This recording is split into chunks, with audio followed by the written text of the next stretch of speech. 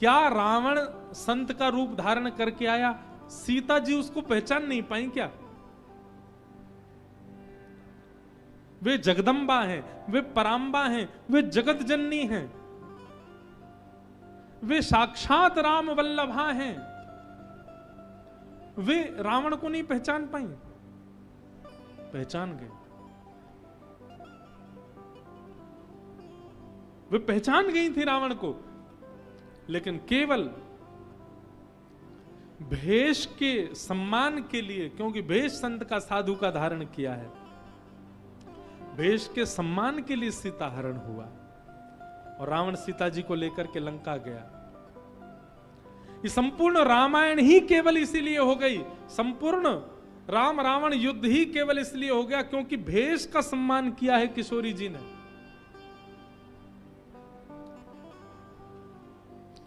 अभी पूज्य श्री मलुकपीठ वाले महाराज जी घर पर कथा कर रहे थे, सुख रामायण भागवत में जो 2 अध्याय की राम कथा है उसका वर्णन कर रहे थे।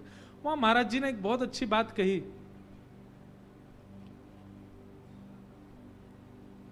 बहुत सावधानी से सुनिएगा। समय क्या हो गया? अरे क्षमा कर दो, हमें भूख लग रही होगी आपको, 1:30 बज गया, हमको पता ही नहीं चली। रुको, अभी हम विश्राम कर रहे हैं, एक बात और कहते हैं फिर विश्राम करते हैं।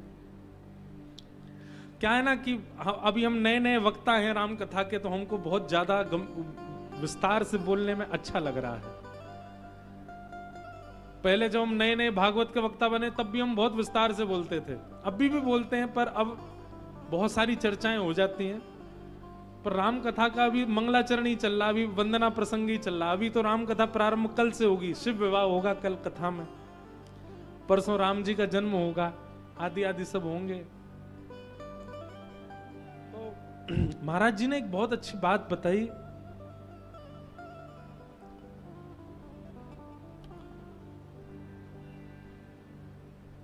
प्रभु श्री राम को सुग्रीव ने बता दिया था कि मैंने देखा था कि रावण विमान में लेकर के माता जी को लेके गया और उनके ये आयुध हमको मिले हैं। ये कंफर्म नहीं था कि माता जी सीता जी दिखी, नहीं, ये आयुध हैं, आप बताओ। और आयुधों को देख करके लक्ष्मण जी पहचान गए, चरणों के आयुध देख करके कि ये तो भाभी के ही आयुध हैं, आदि आदि सबको कथा पता है। इसका मतलब क्या है? राम जी को यह पता लग चुका था कि सीता जी रावण के पास लंका में हैं। राम जी को उसी समय निकल जाना चाहिए था लंका की ओर। क्यों बैठे किष्किंधा में? क्यों बैठे हैं? सुग्रीव से पूछ रहे हैं बताओ क्या करना चाहिए, कैसे सीता जी की खोज करी जाए, कैसे पता किया जाए कहां मिलेंगे क्या नहीं होगा। और ठीक है, मान लीजिए कि उन्होंने बानर सेना को भेजा दिशाएं परिवर्तित करके दक्षिण की ओर, जब सुग्रीव जामवंत जी आदि गए और वहां से हनुमान जी लंका गए, ये सब क्रियाएं इतनी आवश्यक नहीं थी। राम जी स्वयं जाते बानरों के साथ में, स्वयं क्यों बैठे हैं किष्किंधा में? यहां पर कहीं ना कहीं यह भाव प्रकट हो जाता है कि क्या प्रिया जी को प्राप्त करने के लिए राम जी व्याकुलता का केवल अभिनय कर रहे हैं? कहां तो वन में रुदन कर रहे थे, हे सीते तुम कहां हो, हे मृगनयनी तुम कहां हो। और जब पता चल गया कि रावण हरण करके लेके गया है, तो किष्किंधा में आराम से बैठे हैं। एक बार भी उठ करके बानरों की एक टोली के साथ ही राम जी चले जाते तो भी ये बात प्रकट हो जाती कि हाँ, राम जी बड़े बड़े व्याकुल थे सीता जी के लिए, कि रुके नहीं किष्किंधा में, चल दिए, आराम से बैठे हैं। बानरों को भेज दिया, जाओ ढूंढ करके आओ, कहां मिलेंगी फिर हम चलेंगे। इतनी प्रतीक्षा, प्रेम में इतनी प्रतीक्षा का समय नहीं दिया जाता। प्रेम जिस जगह होता है वहां तो तत्पर होकर स्वयं जाया जाता है। जैसे प्रेम का प्रसंग जब होता है हमारे परिवार में भी, तो हम क्या कहते हैं, बाकी के काम तुम सब करो, ये काम तो मैं खुद करूंगा, मैं खुद देखूंगा। प्रेम जहां होता है वहां स्वयं प्रस्तुत हुआ जाता है। हमारे यहां महाराज जी आ रहे हैं एयरपोर्ट लेने, बाकी सबका एयरपोर्ट मैं जाऊंगा महाराज जी को लेने, कोई काम बिगड़े तो बिगड़े। अब ये बात अलग भाव से है कि हम प्रेम प्रकट करते हैं उनकी ओर।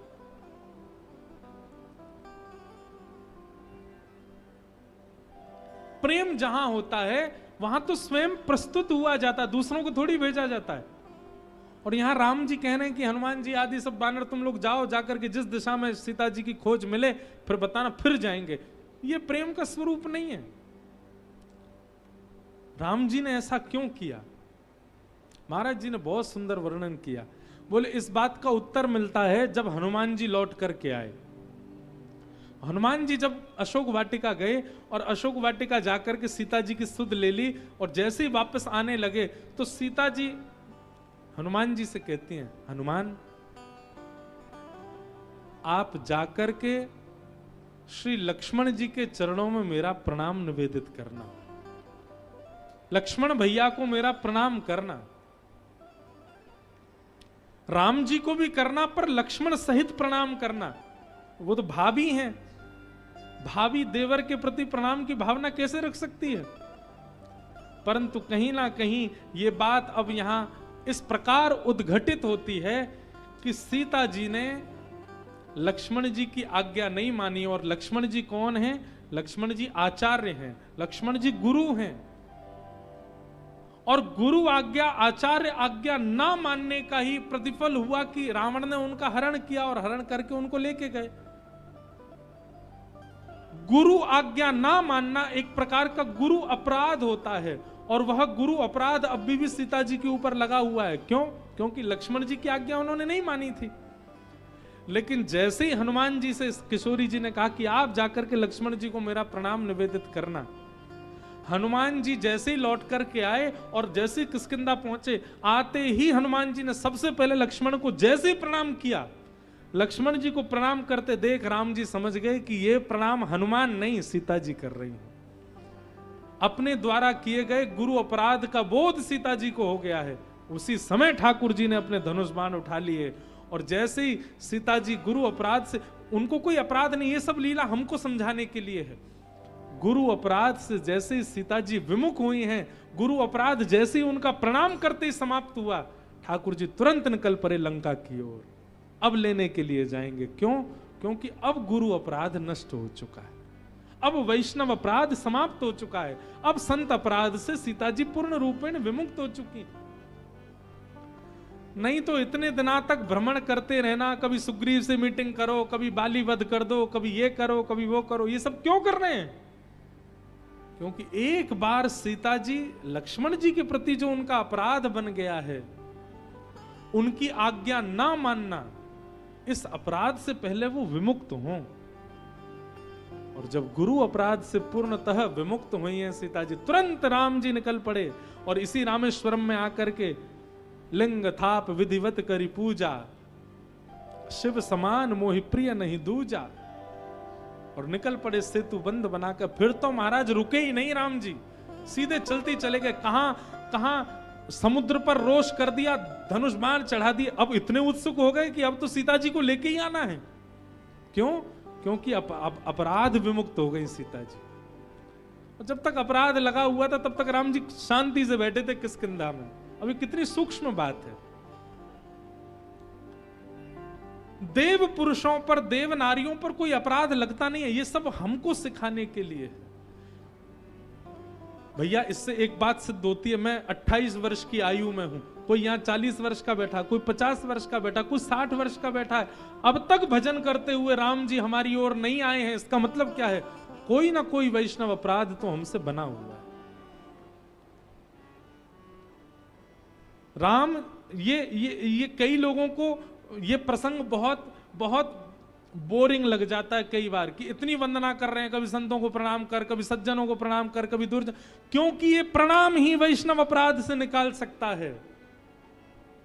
इसलिए इतनी वंदना प्रसंग में समय लगा रहे हैं गोस्वामी जी, ताकि वंदना कर करके, सबको प्रणाम करके, अगर कोई किंचित अपराध भी मेरे चित्त में होगा वो अपराध नष्ट हो जाएगा, और अपराध नष्ट होते ही श्री राम राघव जी का मुझे दर्शन हो जाएगा। इसलिए इतना वंदना प्रसंग विस्तृत कर रहे हैं गोस्वामी जी, किसी को नहीं छोड़ा इन्होंने। वंदौ संत असज्जन चरणा, दुख प्रद अभय बीच कछु वरना, बिछुरत एक प्राण हर ले, मिलत एक दुख दारुण दे। सज्जनों को दुर्जनों को वंदन किया, किसी में दोष को न देखना, ये स्थिति हो चुकी है किनकी? गोस्वामी जी की। जड़ चेतन गुण दोष में विश्व कीन करतार, संत हंस गुण गहहि पय, पय परिहरि वरि विकार वारि विकार। संत हंस गुण गहहि पय, परिहरि वारि विकार। इस प्रकार किसी में दोष गुण ना देखते हुए सबको प्रणाम कर रहे हैं। जड़ चेतन जग जीव जत, सकल राम मैं जान, वंदऊ सबके पद कमल सदा जोर जुगपान। देव दनुज नर नाग खग, प्रेत पितर गंधर्व, वंदऊ किन्नर रजनीचर, कृपा करहूं अब सर्व। भाग छोट अभिलाष बड़, करऊं एक विश्वास, पे ही सुख सुने सुजन, सब खल करहि उपहास। हम जल्दी जल्दी थोड़े थोड़े भाव कह रहे हैं ताकि कल सीधे हम कथा से प्रारंभ करें। अपनी रचना के भाव को भी वंदन किया, दैन्य भाव को वंदन किया। प्रभु श्री राम के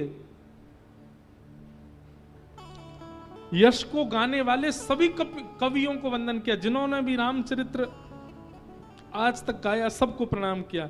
जे प्रकृत जे प्राकृत कवि परम सयाने, भाषा जिन हरि चरित बखाने, भय जे अहि जेहि हो अहि आगे, प्रणवो सब ही कपट सब त्यागे। जिन्होंने पहले भी रामचरित्र लिखा है और जो आगे भी लिखने वाले हैं, मैं सबको प्रणाम करता हूं। बंदऊ मुनि पद कंज, रामायण जेहि निर्मयौ, सखर सुकोमल मंज, दोष रहित दूषण सहित। वाल्मीकि जी को वंदन किया, चारों वेदों को वंदन किया और फिर महादेव को उमा सहित वंदन किया। गुरु पितु मात महेश भवानी, गुरु पितु मात महेश, सब लोग गाओ। गुरु पितु मात महेश भवानी, गुरु पितु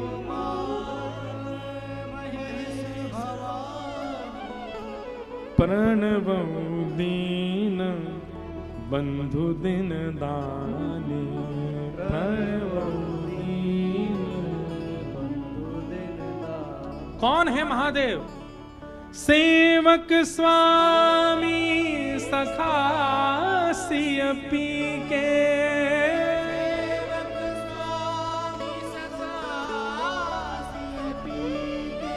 आहा, ये गोस्वामी जी कर सकते हैं। एक ही भाव में सारे संबंध बता दिए।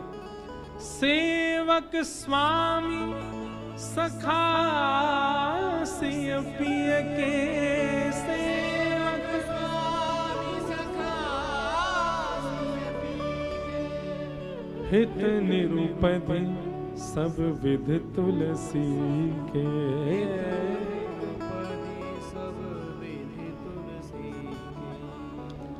वंदऊ अवध पुरी अति पावन, वंदऊ अवध पुरी अति पावन। सरजू सरी कलि कलुष नसावन, सरजू सरी कलि कलुष नसावन। प्रणवऊ पुर नर नारी बहोरी, प्रणवऊ ममता जिन पर प्रभु न थोरी, ममता जिन पर प्रभु ही न थोरी। वंदऊ कौशल्या दिस प्राची, वंदऊ कौशल्या दिस प्राची। कीरत जासु सकल जगु माची,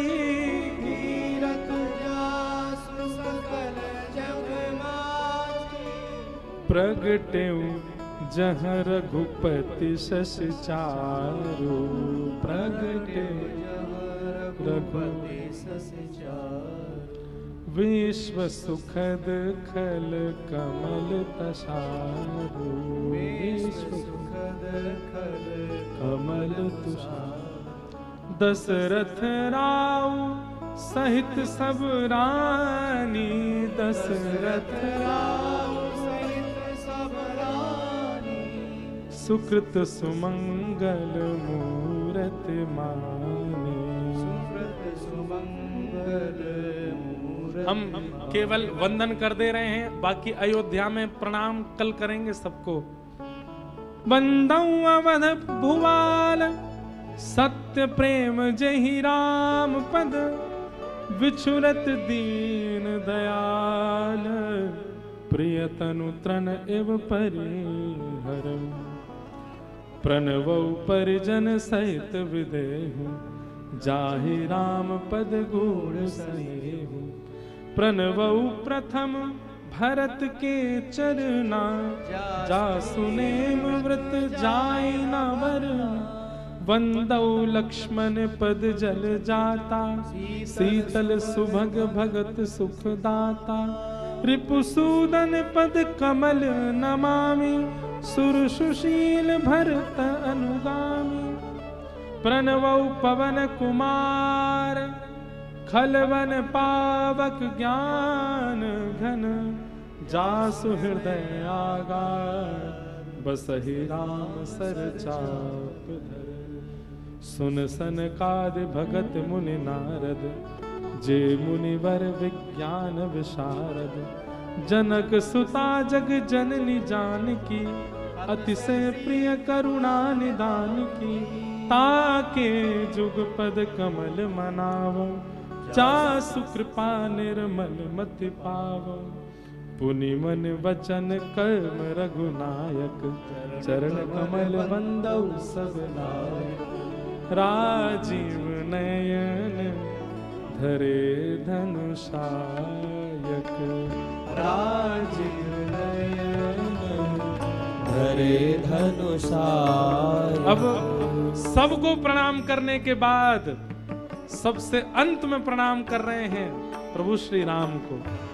राजीव नयन धरे धनुषायक, राजीव नयन धरे धनुषायक।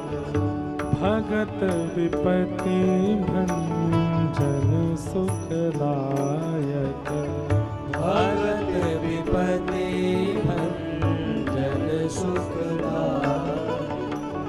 पुनि मन वचन कर्म रघुनायक। पुनि मन वचन कर्म रघुनायक। चरण कमल बंदौ सब लायक, चरण कमल बंदौ सब लायक। गिरा अरथ जल बीच सम, करियत भिन्न भिन्न। बंदौ सीता राम पद, जिनहि परम प्रिय किन्न। सियावर रामचंद्र की जय, पवन सुत हनुमान की जय। बोलो भाई सब संतन की जय, बोलो भाई सब संतन की जय। बोलो भाई सब विप्रन की जय, बोलो भाई सब विप्रन की जय। उमापति महादेव जी की जय, उमापति महादेव की जय। उमापति महादेव जी की जय। उमापति महादेव की जय। महाप्रभु तुलसीदास जी की जय, महाप्रभु तुलसीदास जी की जय। गोस्वामी तुलसीदास जी की जय, गोस्वामी तुलसीदास जी की जय। बोलो भाई सब संतन की जय, बोलो भाई सब संतन की जय। बोलो भाई सब संतन की जय। बोलो भाई सब संतन की जय। सीताराम हनुमान, सीताराम हनुमान, सीताराम हनुमान, सीताराम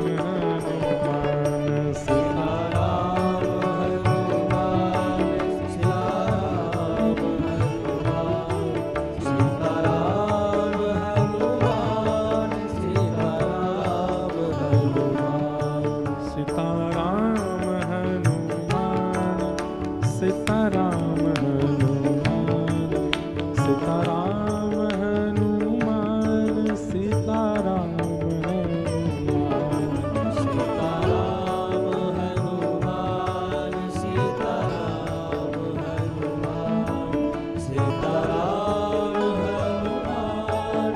हमारे राजस्थान में श्री सालासर बालाजी हैं, नाम सबने सुना है।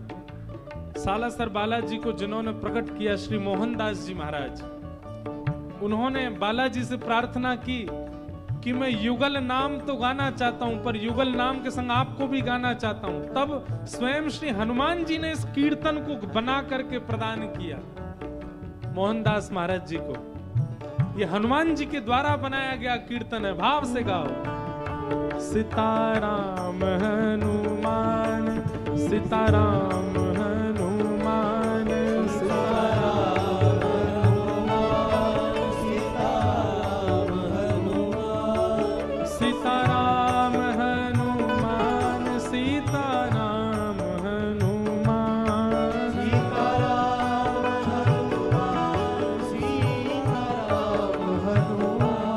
सीताराम हनुमान, सीताराम हनुमान, सीताराम हनुमान, सीताराम हनुमान,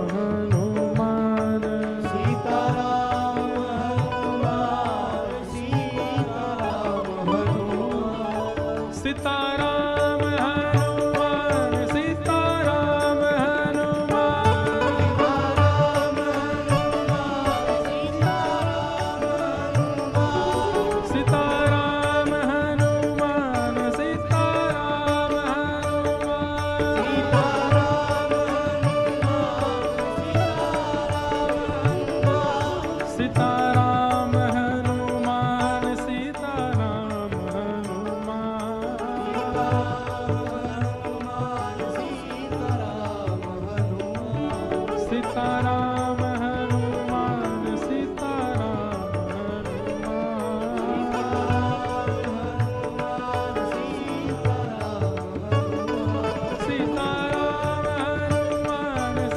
हनुमान, सीताराम हनुमान, सीताराम हनुमान,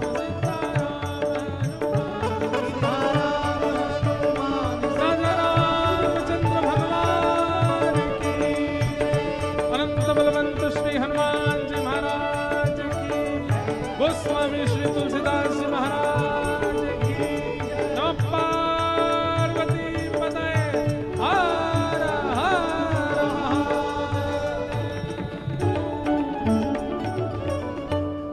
जय जय श्री सीताराम, जय जय श्री राधेश्याम। आप सब लोग कल पुनः 10 बजे से कथा का प्रारंभ होगा, सब लोग समय से पधारें।